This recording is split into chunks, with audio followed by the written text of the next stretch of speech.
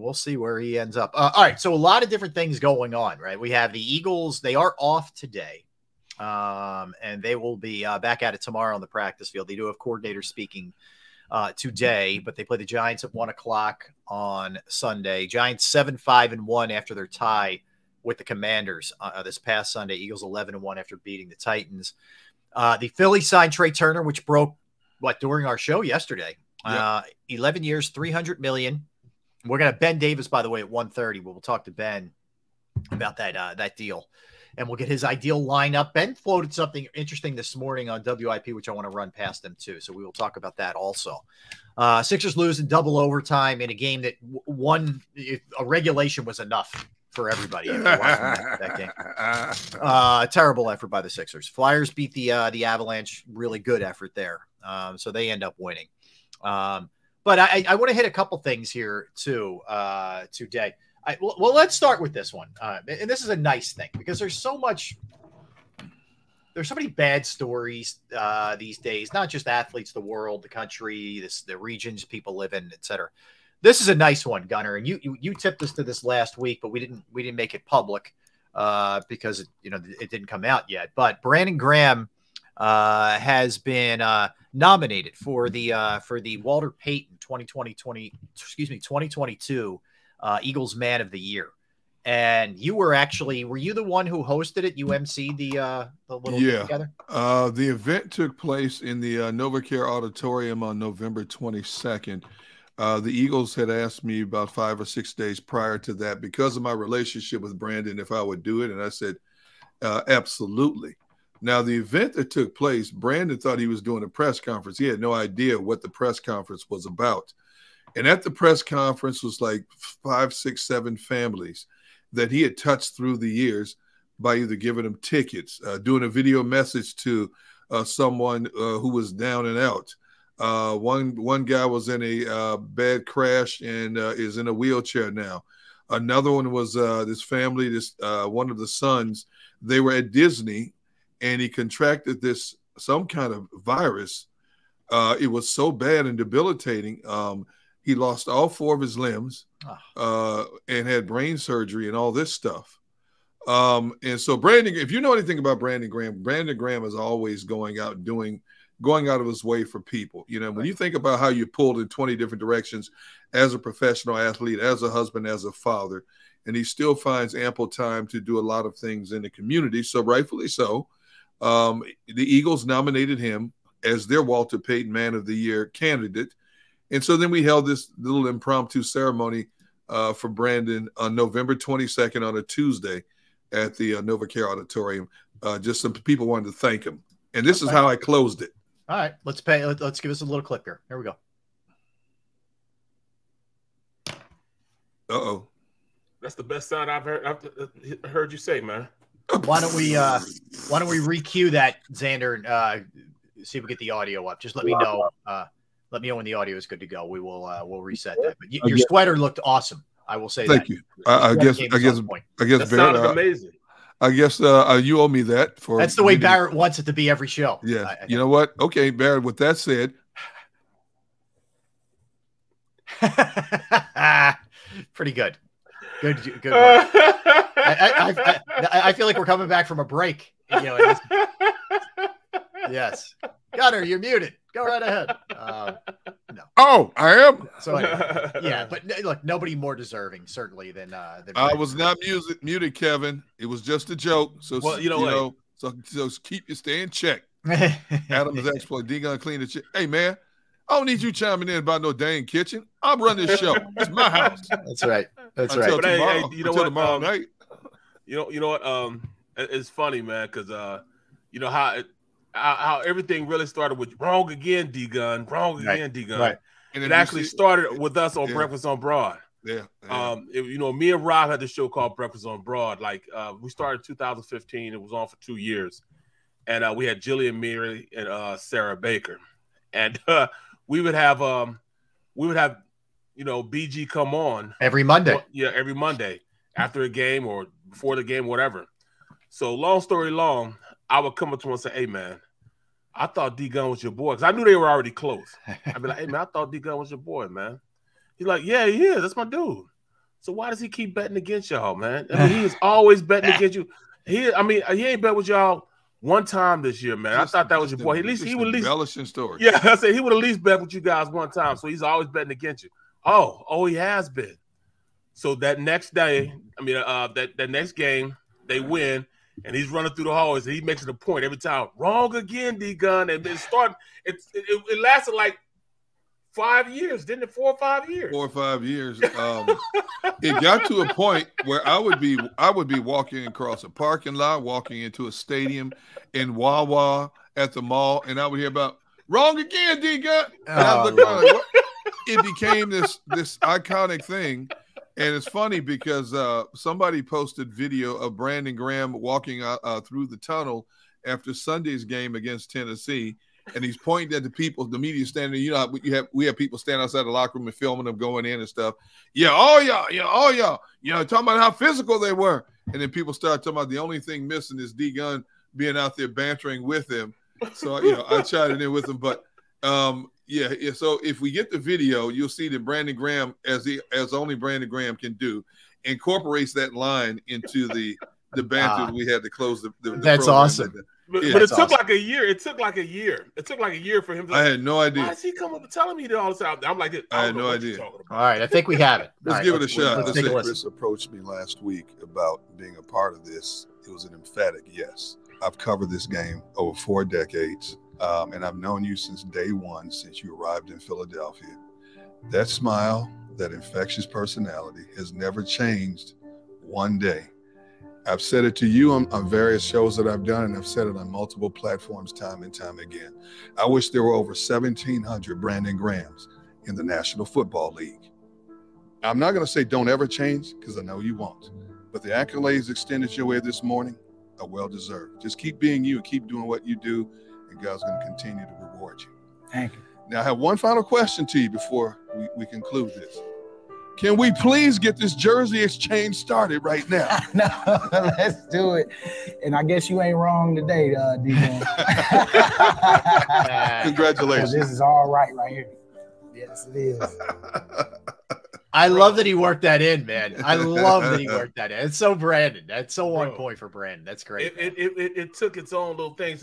I finally broke down the tone and said, hey, man, I apologize. What did you do now? That's the first thing he said. What did you do now? I said, I'm the one that told Brandon that you was betting against him all the time. And that's why. And he little bit. Is that how it started? I will say this too. That it was the year there's a little more Brandon enjoying himself, but the year that it was Chip Kelly's last year, and things were really going off the rails, and they were bad. They were a bad team. You know how it finished, right? And he showed up every Monday, man, Took it on the chin. without hesitation. Never ducked anything. Yeah. I could tell you so many athletes who would, the agent would call. He's not feeling well today. Brandon, he's got another commitment. No. Every time the dude showed up, he showed up, and even I did a day after game breakdown with WIP, and BG would be on first, and then there'd be another athlete, another Eagles player come in after that. So sometimes it'll be Corey Clement, whoever it was, but I don't know how many times that. After, BG would always be there 100% of the time, all the games, he'd be there. Win, lose, or draw, he was going to be there. And the athlete after it wouldn't come. So it'd just be me and Ike on the stage, right, going through it. Yep. So, but he has always been there. I ain't got to worry about him not being. If he says he's going to do it, he's going to do it. He's done it when he's been on crutches at over at Chickies and Pete's doing WIP and show the what's it called, the Players Lounge. Players Lounge, yeah. He's come in our studio with a boot on, doing stuff. You know what? If he gives his word is gold. Which unfortunately is not the case with a lot of athletes. But we put athletes on a pedestal because of their athletic prowess and the money they make. But it's good to see there's so many athletes out there that do things from their hearts for charity. But a lot of them came from nothing. They feel it's their job to give back, things like that. And then there are people that still want to say, oh, you're just doing it because tax break. No. A lot of athletes genuinely are invested in their team and their communities. And Rob, you said it best off the top. There's so much bad out there. We talk about so much bad. We see so much bad videos. And as I said, I believe it was yesterday when I said, take just a moment out of your lives. And I know a lot of people have hectic lives as we do. And a lot of us go through trials and tribulations. But sometimes, you know what, no matter how bad you think you have it, somebody's always got it worse in life. And if you could just take a moment in your time, taking a moment doesn't take much, just to extend some kindness to somebody else. Yep. Somebody who's really hurting, somebody who might be able to relate to something that you've gone through or are going through that you can share with them. That'll make their day. There's a saying that I saw a long time ago, and we found it and put it on a picture frame, and it says, "Kind words, how little they cost, scatter them freely that none may be lost." And it is so simple. Said. It's so simple. I tell my kids all the time, take into consideration the person who's a waiter or waitress in a restaurant, who's always talked down to by customers, the person standing behind a counter at a Wawa, and I see people throw the money to the counter, and stuff like that. And it's like they're inanimate objects. And people ask me, why do you talk so much to people? I said, watch what happens. So I stand there and I engage people. I joke with people and stuff. And you know what? They go out of their way to do a little bit more to you. And they remember you the next time you come in. And you're not just a customer. All of a sudden, they have a relationship with you. And that means more to them. Just somebody talking to them as a person. It does. Means more to them than any amount of money you could ever give them. It does, man. It does, man. It's there's times, what you see is what you get from me. You know what I'm saying? When you see me wherever, I'm going to be the same guy, whether I'm working, whether I'm not working, whether I'm with my family. This is what you're going to get. This is the B. Brooks you're going to get. And I know a lot of people were like, man, you really are the way you are on TV. I'm like, how else can I be? Because I know I got kids. And if I got my kids thinking they're more than what they are and that they don't have to work for it, then what type of father am I? What am I? Right, exactly. What am I going to do? So I've always done that. You know what I'm saying? I've always been that way. I've seen a lot in my life. I own a nursing school. And I seen this woman, like one of my first students to go through my classes. She had 7 kids, and we were a CNA school, patient care tech school, and phlebotomy school at the time. And she took all 3 certifications. She took it through the state. You know what I'm saying? We were state funded through the state. She took it through the state, and I watched this woman take all 7 of her kids, send them through our school. Also, she took care of them. What the salary she was making as a CNA, put all her kids through that same CNA class. 3 of them are nurses. The other 4 are very successful business owners. One's in real estate, one's working in, in banking.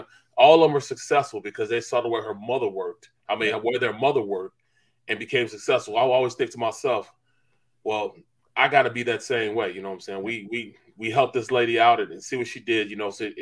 I saw the multiplication of helping somebody just through her and her family, her and her kids. Well said, Barrett. That's awesome, man. Yeah, look, and I think you learn a lot about somebody by how they treat the people who can't necessarily help them.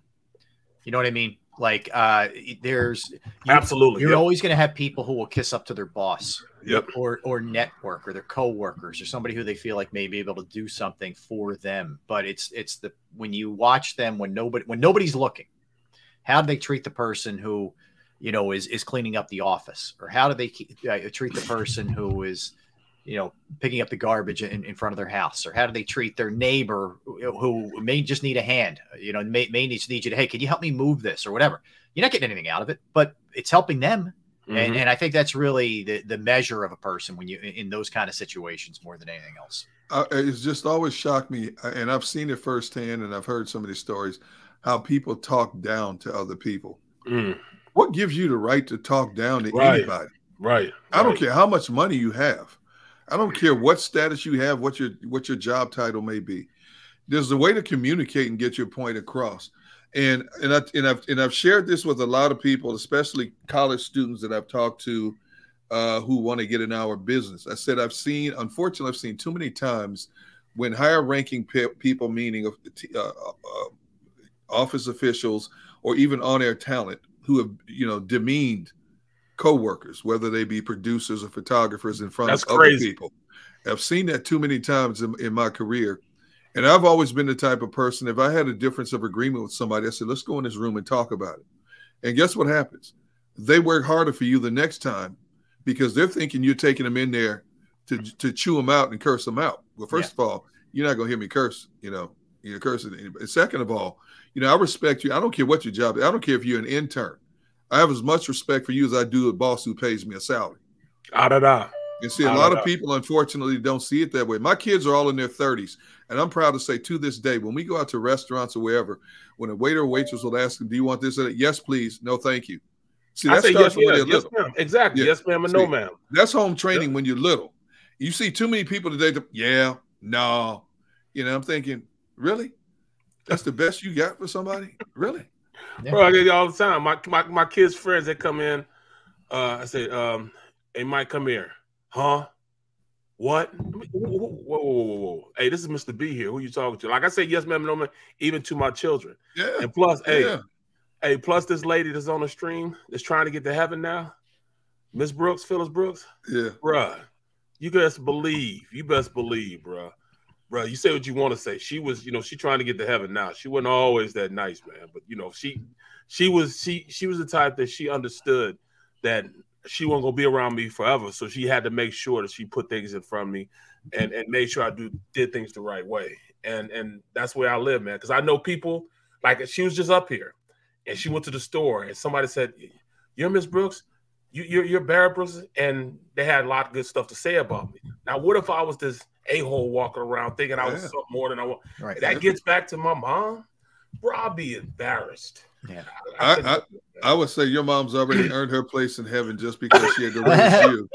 She's already earned to walk the streets of gold. Got the halo straight up. Yeah, she got the halo. She's got her chair. Yeah. She got her chair at the right hand of her father. No stops. There's not gonna be a lot of stops on that one. No. What are you telling, bro? I'm telling you, man, it's wrong, man. Because like my son, he comes over my house and shopping.